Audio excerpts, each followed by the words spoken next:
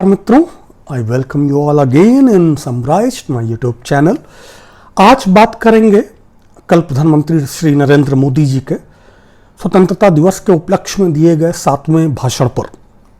अगर आपको मेरे ये वीडियोस पसंद आ रहे हों तो चैनल को प्लीज़ ज़रूर सब्सक्राइब करें, फॉलो करें और वीडियोस को लाइक भी करें, अपने और भी मित्रों से साझा करें। तो कल प्रधानमंत्री जी का ये 7वां भाषण था। बहुत सारे लोगों ने बहुत कुछ कहा। मैंने सोचा कि क्यों ना इसका हम फैक्ट एनालिसिस कर डालें। तो एक तो सबसे पहली बात कि बीते 70 साल में क्या हुआ था, पूछने वाला एक व्यक्ति 1639 में 1639 में मुगल बादशाह सम्राट शाहजहां के बनवाए हुए लाल किले से भाषण दे रहा था। सरजमीन हिंदुस्तान में बीते बहुत लंबे दौर में इतना कुछ तो हुआ ही। पहले उनके भाषण ध्यान से सुनता था, कम से कम इंडिपेंडेंस डे वाले। अब तो वो भी मन नहीं रहा, मतलब हिम्मत ही नहीं होती। मतलब एक उम्र में एक जिंदगी में जुमलों को झेलने की एक सीमा होती है। पर फिर भी कल वाला सुना, क्योंकि चीन की घुसपैठ है, कोविड महामारी है। कम से कम ये दो चीजें ऐसी हैं जो बहुत महत्वपूर्ण थी। तो शुरुआत करते हैं उनके कोविड योद्धाओं के सलाम से। दरअसल मतलब उन्होंने बहुत कुछ कहा कोविड योद्धाओं पे कि हम उनके कितने आभारी हैं, हम ये हैं, हम वो हैं।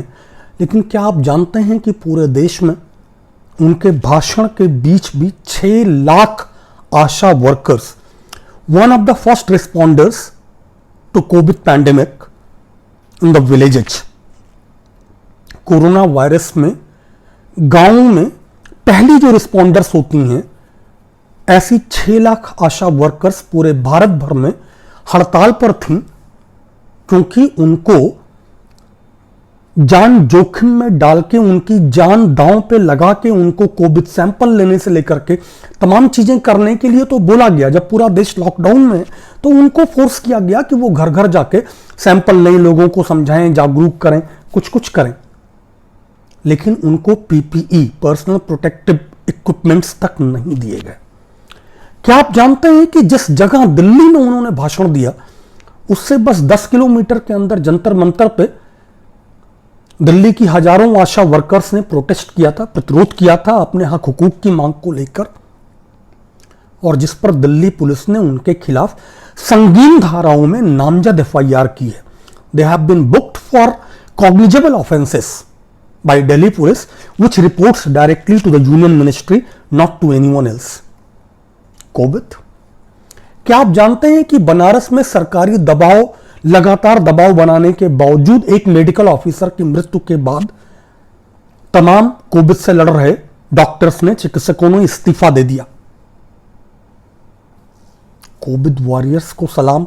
खैर, सलाम तो उन्होंने स्वतंत्रता संग्राम सेनानियों को भी किया। बस ये बताना भूल गए कि मतलब आरएसएस का भी कोई था कि नहीं उसमें। क्या एक भी व्यक्ति पूरे आरएसएस से इस आंदोलन में शरीक रहा है? होता तो वो आज बड़े गर्व से हेडगेवार का नाम लेते, गोलवरकर का नाम लेते। उनकी हिम्मत नहीं होती, सावरकर का नाम लेने की हिम्मत नहीं होती। उनको आज भी गांधी पटेल जपना पड़ता है, और ये एक सच है। एक उसके बाद की अगर उनकी बात करें, मोदी जी वक्ता बहुत अच्छे हैं, बड़े शानदार वक्ता हैं। अफसोस सिर्फ वक्ता हैं। हम लोग जो कहते रहते हैं ना कि उसला मतलब कोई आदमी है जो बकता बहुत है, वो बस बकता रहता है और कुछ नहीं करता। मोदी जी की बातें सुन के मुझे हमेशा एक बड़ा प्यारा शेर याद आता है, वादे किए हजार ये एहसान कम नहीं, ये और बात है कि फिर वो मुकरता चला गया। वादे किए हजार ये एहसान कम नहीं, ये और बात है कि फिर वो मुकरता चला गया। वादे बहुत करते हैं मोदी जी, जुमले बहुत छोड़ते हैं, सपने बहुत दिखाते हैं। उसके बाद जब सपने जमीन पे आते हैं तो कुछ नहीं होता। कल भी केवल फ्लॉरिश था, एक वक्ता का फ्लॉरिश।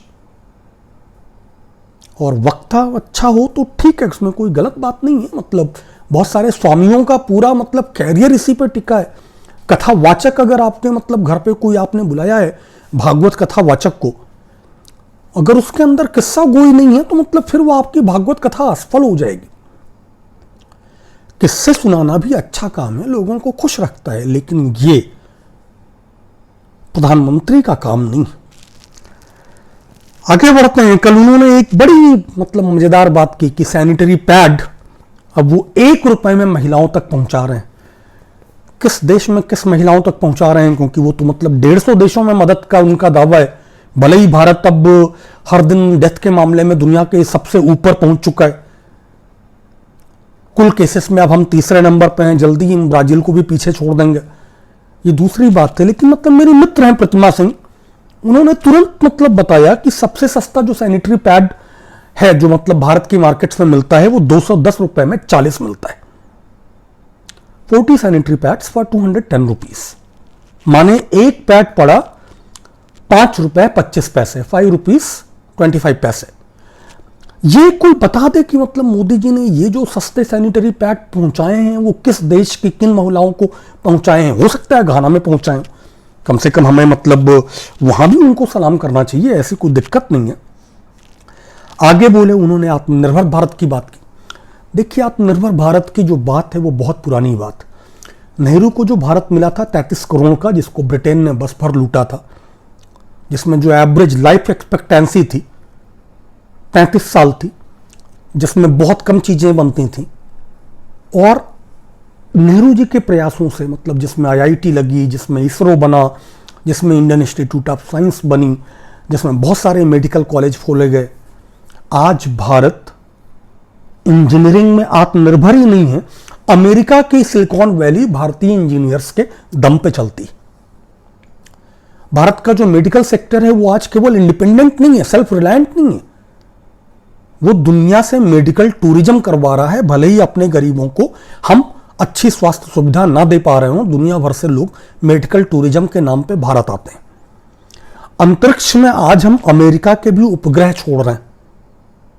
जब मोदी जी भीख मांग के खाने का दावा कर रहे थे, और ये उनका अपना निजी दावा है, मेरा मतलब कोई दावा नहीं है ये, तब भारत ने अपना पहला उपग्रह भी छोड़ दिया था, अंतरिक्ष में स्थापित कर लिया था, और भारत अपना पहला परमाणु परीक्षण भी कर चुका था। भले ही बाद में वो अक्षय कुमार की या नहीं, मेरे ख्याल से जॉन अब्राहम की वो बेहुदा फिल्म थी परमाणु, जिसमें उन्होंने एक बहुत ख्याली पुलाव गढ़ा कि अमेरिका का सैटेलाइट हर दिन उस जगह से, पोखरण से एक खास समय पर गुजरता था, और कैसे उन्होंने छिपाया और फिर अंत में सफल परीक्षण किया। दूसरा, भाजपा इस देश में जो भी कर पाई है आज तक जीवन में वो दूसरा है। लेकिन उन बेहुदों ने एक बात छोड़ दी, और हमारे देश में मूर्ख भक्तों को ये सब बातें समझ में नहीं आती कि अमेरिका का वो सैटेलाइट रोज आता था, भारत ने परीक्षण कर लिया, उसको धोखा देके, बहुत ठीक बात। लेकिन अगले दिन जब पाकिस्तान ने भारत के 5 परीक्षणों का जवाब 6 से दिया, और भारत जो 1967 से परमाणु शक्ति 74 से परमाणु शक्ति संपन्न देश था, उसके साथ पाकिस्तान भी न्यूक्लियर पावर बन गया। यह कैसे हुआ? क्या अमेरिका के सैटेलाइट को उन्होंने भी धोखा दिया? धोखा दिया तो क्या मतलब उनकी मदद कौन कर रहा था? वाजपेयी सरकार। खैर, और आगे बढ़ते हैं। तो सैनिटरी पैड का जो झूठ है वो तो है ही है। आत्मनिर्भर भारत का सपना नेहरू का सपना था, शास्त्री जी का सपना था, इंदिरा गांधी का सपना था, राजीव गांधी का सपना था, इंदिरा गांधी जी का तो एक भाषण भी है।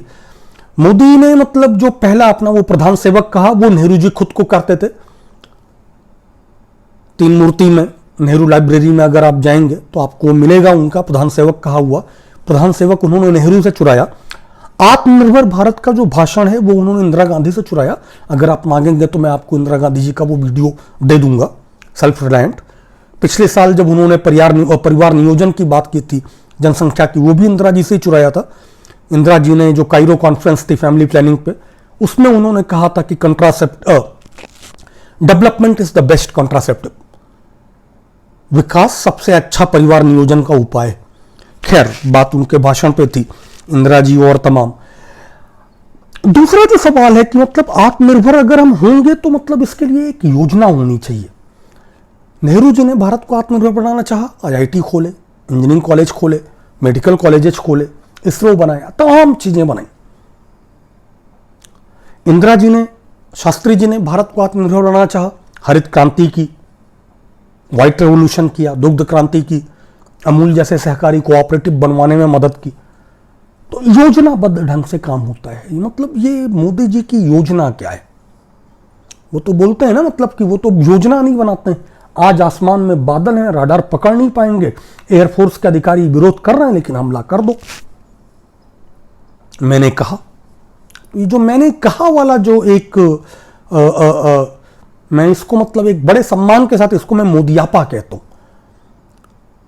ऐसे बहुत सारी चीजें हर कोई नहीं कर सकता है, मतलब उसके लिए आपके पास एक स्पेशल स्किल होनी चाहिए। बुद्ध को बौद्धत्व जो प्राप्त हुआ एक पेड़ के नीचे, तो वो जो मतलब बुद्धत्व है वो हर आदमी के अंदर नहीं हो सकता। मोदी जी मतलब इन सबके ऊपर। खैर, उन्होंने ये नहीं बताया कि आत्मनिर्भर बनेगा कैसे। हार्वर्ड के खिलाफ उन्होंने हार्ड वर्क यूनिवर्सिटी चलाई, नोटबंदी की जिसका वो जिक्र भी नहीं करते। जीएसटी लगाया जिसके बारे में आप पढ़ ही रहे हैं कि राज्यों को उनका बकाया नहीं मिल पा रहा है क्योंकि सरकार बोल रही है कि हमारे पास है ही नहीं। तो वो मतलब एक और इसमें बात है कि भारत की जो अर्थव्यवस्था है, मोदी फिर छिपेंगे। मैं आपको मतलब I bet that Modi will try to hide behind कोविड-19 pandemic, corona virus pandemic, claiming कि अगर कोविड नहीं होता तो हम अर्थव्यवस्था ठीक रखते। लेकिन दिक्कत क्या है? दिक्कत यह है कि कोविड होता या नहीं होता, अर्थव्यवस्था की हालत खराब है। भारत की अर्थव्यवस्था पिछले 10 तिमाही में लगातार गिर रही है। Indian economy has been in free fall for 10 quarters, और क्वार्टर का मतलब 4 महीने, 3 महीने, सॉरी 3 मंथ्स। तो भारत की अर्थव्यवस्था लगातार 10 क्वार्टर्स में गिर रही है। And what does this exactly mean? कि भारत की अर्थव्यवस्था 3 गुने 10, 3 मल्टीप्लाइड बाई 10, 30 महीने से लगातार फ्री फॉल में। और क्यों है? क्योंकि आपको नोटबंदी याद होगी, क्योंकि आपको जीएसटी याद होगी। जब उसका असर आना शुरू हुआ तब से भारत की अर्थव्यवस्था लगातार गिरती जा रही है। एक और इसमें मतलब जो सबसे बड़ी बात है कि मतलब एक मजेदार बात मुझे याद आई कि पीएमओ के जो मतलब एक आर्थिक सलाहकार, प्रधानमंत्री के जो आर्थिक सलाहकार होते हैं, उनमें से मैं आपको 2 लोगों के बयान बताता हूं। पहले हैं सज्जाद चेनाय साहब। सज्जाद चेनाय साहब बहुत बड़े अर्थशास्त्री हैं। प्रधानमंत्री की जो फिनांस कमीशन की एक्चुअली जो सलाहकार परिषद है उसके सदस्य हैं, पीएमओ के एडवाइजर हैं, प्रधानमंत्री ऑफिस के कार्यालय के एडवाइजर हैं। उन्होंने कहा है कि इस साल भारत की अर्थव्यवस्था कम से कम 5 से 7% गिरेगी। अर्थव्यवस्था नहीं, जीडीपी, मतलब एक ही है लेकिन फिर भी। तो भारत का जो ग्रॉस डोमेस्टिक प्रोडक्ट है, जो सकल घरेलू उत्पाद है, वो 5 से 7% गिरेगा। ठीक, ये प्रधानमंत्री के एक सलाहकार बोल रहे हैं। दूसरे हैं एक जो असीमा गोयल, वो बोल रही हैं कि भारत की अर्थव्यवस्था इस साल 1% बढ़ेगी। तो मतलब साफ है, पीएमओ को पता ही नहीं है कि बढ़ेगी कि घटेगी। और अगर आपको पता ही नहीं है तो आप हार्डवर्क करते रहिए, क्या पता मतलब कोई तुक्का लग जाए। उसके बाद उन्होंने सबसे दिलचस्प बात बोली, मुझे लगता है कल जो चीन का झूठ है उनका, वो इससे छोटा झूठ है। प्रधानमंत्री ने फिर दावा किया कि महामारी के बावजूद, despite the pandemic, FDI in India has increased by 20% in 2019-20 over the same period in the last financial year. कि भारत में और दुनिया भर में महामारी के बावजूद भारत की अर्थव्यवस्था 20% में, भारत की अर्थव्यवस्था में 20% की एफडीआई बढ़ी है, फॉरेन डायरेक्ट इन्वेस्टमेंट बढ़ा है। ठीक बात है, इस बात में कोई मतलब दिक्कत नहीं है, यह तथ्य सही है। मोदी जी ने जो तथ्य है मतलब वो बहुत कम सही तथ्य बता पाते हैं, लेकिन इस बार एक मतलब इट्स अ हसीन हादसा, it's a beautiful accident that he actually ended up giving true data.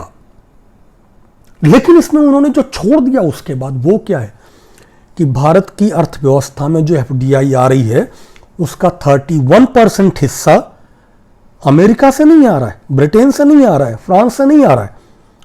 Any idea who is the biggest contributor to our FDI? You won't believe, it's Mauritius with 31%। हमारी अर्थव्यवस्था में 31% प्रत्यक्ष विदेशी पूंजी निवेश मॉरिशस से आ रहा है। मॉरिशस कौन सा विकसित देश है? कौन सी कंपनियां चला रहा है भारत में? कौन से इंफ्रास्ट्रक्चर प्रोजेक्ट चला रहा है? कौन सा ढांचागत वो इन्वेस्टमेंट कर रहा है, निवेश कर रहा है? और बड़ी बात, जो दूसरा देश है वो है सिंगापुर। सिंगापुर कितनी कंपनियां चला रहा है भारत में? सिंगापुर की कितनी फैक्ट्रियां हैं भारत में? सिंगापुर क्या बना रहा है भारत में? और ये दोनों मिलकर 51% एफडीआई कर रहे हैं भारत में 2019-20 में। कमाल ये है कि मतलब साइप्रस और केमन आइलैंड भी हमारे यहां के टॉप एफडीआई में, दोनों टैक्स हेवन है। एक्चुअली मॉरिशस भी टैक्स हेवन है, अगर आपको पता ही होगा। मतलब तो ये पैसा, मतलब इसका मतलब ये पैसा कहां से आ रहा है? अब आप भारत में पुरानी रिपोर्ट्स पढ़िए एफडीआई पे। भारत का जो काला धन है, the black money produced in India, वो बहुत सारे लोग अपनी शेल कंपनियां बनाते हैं, जिसके बारे में मेरे ख्याल से 2017 की इंडिपेंडेंस डे स्पीच में मोदी ने कहा भी था कि उन्होंने लाखों शेल कंपनियां बंद की हैं। और ये जो मतलब कंपनियां हैं कि आपने भारत में कालाधन बनाया, टैक्स चोरी की, फिर वो आपने शेल कंपनी बना के ये पैसा विदेश भेजा, और विदेश में टैक्स हेवन के जरिए आप इसको वापस इंडिया में ले आए। और डबल टैक्सेशन अवॉइडेंस के जो रूल हैं कि मतलब जैसे मैं हांगकांग में रहता हूं, मैं यहां कमाता हूं और यहां टैक्स भरता हूं, तो मैं भले ही भारत का नागरिक हूं, भारत सरकार मेरी कमाई को टैक्स नहीं करेगी क्योंकि हांगकांग टैक्स ले रहा है। हाँ, अगर मेरी कोई कमाई भारत में है तो उसको भारत सरकार जरूर टैक्स करेगी। ये जो फर्क है आप समझिए। तो ये जो शेल कंपनियां करती हैं, बेसिकली वो मनी लॉन्ड्रिंग होती है कि आपने भारत में जो टैक्स से चोरी किए पैसे हैं वो विदेश भेजे, विदेश से आप उनको वापस ले आए। और फिर आपने कहा चूंकि विदेश से आ रहा है और हमने पहले ही वहां टैक्स दिया हुआ है, तो आपने टैक्स चोरी की। अब एक और बहुत दिलचस्प जानकारी, भारत के जो एनएसए हैं अजित कुमार डोभाल, उनके दो बेटे हैं। पहले बेटे हैं शौर्य डोभाल, वो यूएई के राजकुमार और पाकिस्तानी नागरिक के साथ अपनी कंपनी चलाते हैं जो दुबई में लिस्टेड है। आप पाकिस्तान चीन का बहिष्कार करते रहिए। दूसरे बेटे हैं विवेक डोभाल, उनकी केमैन आइलैंड, वही जिसका 2% एफडीआई, भारत में एफडीआई का 2% हिस्सा उस केमैन आइलैंड का है, जिसकी इकॉनमी सिक्किम की इकॉनमी के बराबर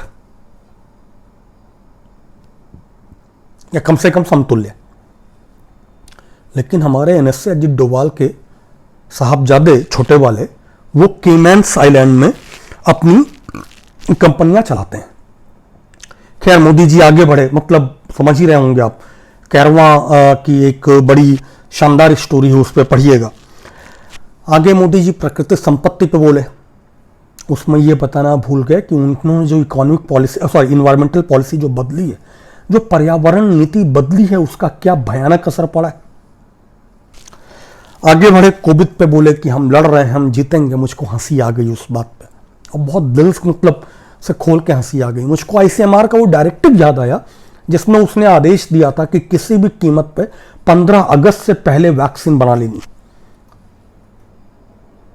15 अगस्त डेट क्यों?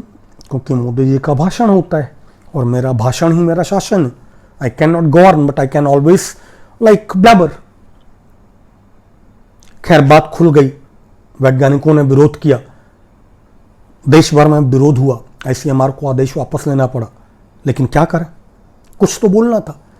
मोदी जी कोविड पर एक बात मतलब उन्होंने योद्धाओं के सम्मान पे बोली, जो कि मैंने आपको बताया कि कितना मतलब झूठा है। लेकिन उन्होंने ये नहीं बताया कि मतलब उन्होंने जो ताली थाली गाली दिवाली गरबा मनवाया और एक से एक बातें कहीं, चक्र टूट जाएगा। पहले उन्होंने बोला 14 घंटे में चक्र टूट जाएगा, जनता कर्फ्यू था। जो 4 घंटे का मतलब केवल देके मतलब देश बंद कर दिया नोटबंदी के बाद, कुछ नहीं सीखा। उससे हुआ क्या? 564 केस से 25 लाख 26 लाख केस पहुंच गए, मौतें दर्जन भर से 50,000 पहुंच गई। What exactly was your lockdown for and who will take responsibility of that? आपने धारावी को कत्लगाह बना दिया लॉकडाउन करके। तब जब आपको मजदूरों को उनके घर भेजना चाहिए था, क्योंकि संक्रमण उतने ज्यादा नहीं थे, तब जब आपको डिस्पर्स करना चाहिए था लोगों को, तब आपने लॉकडाउन कर दिया। उसमें बहुत लोग रेलों से कट के मरे, सड़कों पे मरे, भूख से मरे, प्यास से मरे, बहुत लोग मरे। और उस पर माफी मांगने की जगह आप अपनी पीठ थपथपाते रहे कि हम 150 देशों की मदद कर रहे हैं। अरे पाकिस्तान की हालत आपसे बेहतर है, the same Pakistan you keep abusing. Nepal की हालत आपसे बहुत बेहतर है, उनके पास तो मोदी नहीं है, शायद इसीलिए बेहतर। खैर, फिर और बहुत कुछ बोले, मेरा ध्यान छूट गया। ईएमआई, आरबीआई, फलाना ढमाका टेमाका। जो नहीं बोले वो कि ईएमआई पे जो मोरेटेरियम था 3 महीने 4 महीने का, वो बंद हो गया है, फिर से आ रहा है लोगों को, ब्याज बढ़ के आ रहा है। नौकरियां जा रही हैं, करीब 40 लाख लोग शर्तिया अपनी नौकरी खो चुके हैं, अनुमान तो 4 करोड़ तक जाते हैं। आप कर क्या रहे हैं? ईएमआई बढ़ रही। ये वो लोग हैं, आपको रोज आत्महत्या से मौतों की खबर दिखाई पड़ रही होगी, सुनाई पड़ रही होगी, अगर आप वक्त नहीं होंगे तो। What exactly are you doing for that? आपके पास प्लान क्या है? जो खबरें आ रही हैं कि भारत में बीते 73 साल में लोगों ने सबसे ज्यादा धन निकाला है अपने प्रोविडेंशियल फंड से, अपनी भविष्य निधि से। वो आदमी तभी निकालता है जब कुछ ना बचे। मोदी जी ने आरबीआई बोला, ये नहीं बोला कि उसका कैश रिजर्व लूट लिया आजादी के बाद पहली बार इतनी भारी मात्रा में। अगर आपकी अर्थव्यवस्था प्रगति कर रही है, अगर बकौल अमित शाह 5 टन और बकौल अर्थशास्त्रियों 5 ट्रिलियन की इकॉनमी हम बनने जा रहे हैं 2022 में या 24 में, जब भी आप कहो, तो आप रिजर्व बैंक ऑफ इंडिया का कैश रिजर्व क्यों लूट रहे हैं? खैर, वो बोलते नहीं हैं। इसके बाद फिर कूदे। मैं आपको एक आज बहुत सूत्र वाक्य बता दूं, एक जो ये बहुत बड़ी बात है और बहुत गंभीर बात है, बड़े ध्यान से सुनिएगा।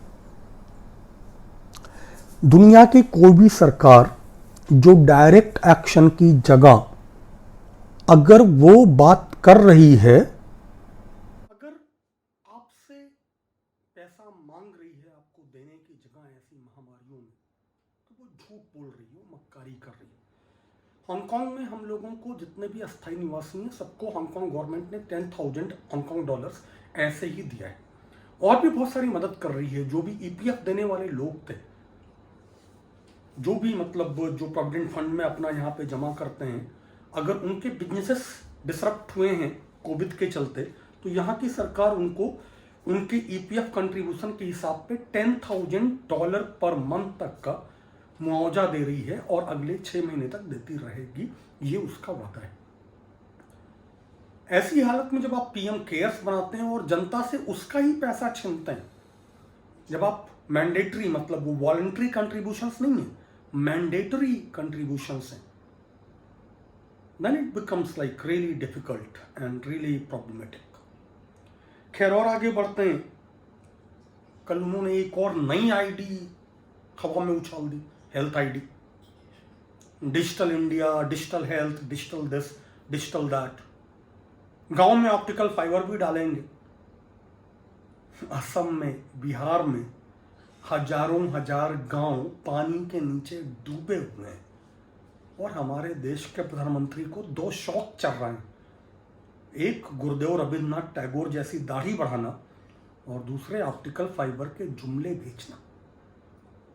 अररिया का जो पुल बह गया, बिहार में जो पुल बह गए, वहां पे आपकी जो ऑप्टिकल फाइबर लाइन है वो क्या करेगी? सड़कें नहीं है, शौचालय नहीं है अभी भी, मतलब 20% toilets in schools are dysfunctional. जो रिपोर्ट्स हैं सर्वे की, वो छोड़ दीजिए, जो झूठ है उनको अपनी जगह पे रहने दीजिए।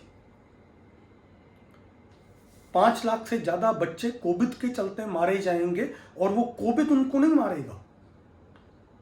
उनकी डेथ इसलिए होगी कि मतलब उनके जो केयर टेकर्स हैं, उनकी नौकरियां चली गई, या वो बीमार हैं, या उनको कोई दिक्कत है, अब उनके पास संभालने वाला कोई है नहीं। और आप ऐसे में एक हेल्थ आईडी ला रहे हैं। एक बात माननी पड़ेगी, एक और शेर याद आया, गिरने के लिए एक नहीं 100 मुकाम थे, मगर ये क्या गजब हुआ कि तुम निगाहों से गिर गए। जब देश आजादी के बाद की सबसे बड़ी आपदा से जूझ रहा है, तब आपको आपकी दाढ़ी का स्टाइल याद है, देश नहीं याद है। Unfortunate, really unfortunate. तब आपको एक नई हेल्थ आईडी समझ में आ रही है। आपको एक और सूत्र वाक्य देता हूं मैं ठीक इस जगह पे। कोई सरकार अगर सीधे कुछ काम करने की जगह आईडी बना रही है या इंश्योरेंस बोल रही है, तो वो निजी कंपनियों की दलाल से ज्यादा कुछ नहीं। वो अपने चुने जाने पे निजी कंपनियों ने, उसके मालिकान ने जो पैसा बहाया है, किसान बीमा योजना अगर आपको याद हो कि 950 रुपए साल का प्रीमियम जमा करके लोगों को 2-2 रुपए का मुआवजा बीमा मिला है। मुआवजा भी नहीं, बीमा, कंपनसेशन। जो ईमानदार सरकार होगी वो अस्पताल बनवाएगी, अस्पताल का दाम कम से कम रखेगी, उसको फ्री रखेगी। तो बीमा कंपनियों को फायदा नहीं देगी। एलआईसी बिकने जा रही है और आप हर चीज को बीमे में बढ़ाते जा रहे हैं। क्यों? किसका फायदा होगा? खैर, तो ये जो हेल्थ आईडी है उसकी जरूरत क्यों पड़ी? आपके पास पहले से दर्जन भर कार्ड है, राशन कार्ड है, फलाना कार्ड है, ढमाका कार्ड है, अब तो आपका आधार कार्ड है जो आपने ऑलमोस्ट मैंडेटरी बना दिया है। हमारे जैसे कुछ ही लोग हैं जिन्होंने अपना आधार आज तक नहीं बनवाया। आप आधार को ही हेल्थ कार्ड के बतौर क्यों इस्तेमाल नहीं कर सकते? क्योंकि अभी तक आपको वो सारा डेटा नहीं मिला है जो आपको चाहिए। अभी आपको बीमारियों का भी डेटा चाहिए जिससे जो बीमा कंपनियां हैं अपनी वो हेल्थ इंश्योरेंस पॉलिसी बदल सकें, लूटने में इस्तेमाल कर सकें। और रिलायंस उसमें बड़ा प्लेयर। और हाँ, मतलब एक बात आज जो नहीं बोले मोदी जी, वो आरोग्य सेतु पे। आरोग्य सेतु तो इतना बड़ा मतलब हल था, हर चीज का हल था। ऐसा कैसे हुआ कि आरोग्य सेतु मतलब एकदम नजर से गायब हो गया? अब कोई आरोग्य सेतु नहीं बोल रहा है क्योंकि आपके गृह मंत्री को भी हो गया कोरोना। उन्होंने आरोग्य सेतु डाउनलोड नहीं किया था या क्या किया था? और आपकी जो हेल्थ आईडी है वो आरोग्य सेतु के असफल हो जाने के बाद डेटा चोरी की कोई नई योजना है क्या? मोदी जी ने एक और बात की, मतलब, और वो मुझे बहुत इंटरेस्टिंग लगी। पहले कोई सोच ही नहीं सकता था, पहले कोई मतलब विचार ही नहीं सकता था। मैं पहले हंसा कि इस पहले में उनके 2 पुरखे शामिल। एक अटल बिहारी वाजपेयी जो 2-2 बार देश के प्रधानमंत्री रहे, अगर बहुमत चोरी वाला याद कर लें तो 2.5 बार, जब 16-17 दिन पीएम थे। तो क्या वाजपेयी भी नहीं सोच सकते थे? और मोरारजी देसाई भी नहीं सोच सकते थे, जिनके शासन में पहली बार मतलब भाजपा ने सत्ता का स्वाद चखा? आप पहले ही पैदा हुए हैं अलौकिक, आप वाजपेयी से भी बड़े हैं। हो ही सकते हैं, मुझको कोई दिक्कत नहीं है, ये आपके अंदर का मामला है। कश्मीर पे बोले जनता का नाम नहीं लिया, रोज शहीद होते सैनिकों का नाम नहीं लिया। कश्मीर में इस साल भी उतने ही सैनिक शहीद हो रहे हैं जितने पिछले साल हो रहे थे धारा 300 अनुच्छेद 370 हटाने के बाद। तो आपने किया क्या? आपका हासिल क्या है? बोले कि वो कोई नई डिलिमिटेशन कर रहे हैं जिससे मुख्यमंत्री और एमएलएस का फायदा होगा। देश का फायदा होना चाहिए भैया, मुख्यमंत्री और एमएलएस का फायदा होने की बात नहीं है। पर सबसे कमाल बात, चीन का नाम लेने तक की हिम्मत तक नहीं हुई, मिमियाए तक नहीं। बोले एलएसी से एलओसी तक सब ठीक है, ये है वो है। क्या ठीक है? आज तक ने, आपके दलाल चैनल ने, इंडिया टुडे ने, आपके दलाल मीडिया ने, आपके मतलब खरीदे हुए मीडिया ने सैटेलाइट चैनल्स की तस्वीरें दिखा दी हैं कि पैंगोंग में चीनी नौका विहार का आनंद ले रहे हैं। आपने पहले कहा था ना कोई आया ना कोई गया, आपने फिर 20 सैनिक शहीद कैसे हो गए जिनकी बात आपने भी की। 10 हमारे सैनिकों को चीन ने बंदी बना लिया। मैं जानता हूं आपके गोदी मीडिया ने बताया कि उधर भी 40 मारे गए, हमारे पास उसका कोई सबूत नहीं। हमारे पास हमारे सैनिकों की 20 लाशें हैं, उनके शव हैं 20 सैनिकों के। 10 दिन को बाद में चीन ने छोड़ा, वो पूरी दुनिया ने देखा। चीन वाला तो आप नहीं दिखा पाए। अगर हमने मारा था और उन्होंने बंदी बनाया था तो हमको भी उनको कुछ बंदी बना लेने थे। अगर हमारे पास 10 बंदी होते तो भी हम मान लेते, लेकिन नहीं। तो फिर ये जो आपका झूठ है, फिंगर 4 पे आपको नहीं जाने दे रहा है चीन आज की डेट में। 17/8 से उसने आपको पीछे खदेड़ रखा है। आप कह रहे हैं ना कोई आया ना कोई गया, लेकिन मतलब 5 राउंड वार्ता हो चुकी है सैन्य कमांडर स्तर पे, 2 बार वार्ता हो चुकी है, 1 बार वार्ता हो चुकी है राष्ट्रीय सुरक्षा सलाहकार स्तर पे। तो क्या ये वार्ता चाय पे चर्चा है? कुछ मौसम का हाल है? आज बादल घिरे थे, आज ये हुआ था, आज वो हुआ था, क्या है ये? आप जिन नेहरू जी का नाम लेते रहते हैं, उनको गाली देते रहते हैं, उनका एक ही पराजय है पूरे जीवन में, वो है चीन से 1962 की का युद्ध हारना, जिसमें जनसंघ और लोहिया की नेहरू से ज़्यादा बड़ी भूमिका है भड़काऊ कार्रवाइयों में। वो दूसरी बात है, उस पर एक वीडियो करना है, जल्दी करूँगा। मोदी जी, इतिहास आपको नेहरू जी की इस एक गलती से बहुत बुरी तरह से याद करने वाला है। जो बात आज मोदी नहीं बोले वो सबसे महत्वपूर्ण है, और वो बातें क्या हैं? वो बातें ये हैं कि उन्होंने एक बार नहीं बोला कि अर्थव्यवस्था जो एकदम गर्त में जाकर डूब गई है, 5 से 7% 5 to 7% कॉन्ट्रैक्ट कर सकती है, नीचे जा सकती है, जिन लोगों के रोजगार खत्म हो गए, जो लोग तबाह हो गए हैं, इन सब के लिए आपके पास क्या कोई योजना है? हार्ड वर्क से अगर कुछ होता तो मुझे हमेशा एक पंचतंत्र की कहानी याद आती है कि एक बार मतलब जानवरों ने एक बंदर को राजा बना दिया। एक बकरा दौड़ते दौड़ते आया कि मतलब शेर हमारे मतलब बेटे को उठा ले गया, खा रहा है। तो बंदर राजा पहुंचे, मतलब पेड़ से डाल पे मतलब लगे कूदने इधर उधर उधर उधर। बकरे ने पूछा आप क्या कर रहे हैं? तो उन्होंने बोला शेर से तुम्हारे बेटे को छुड़ा रहा हूं।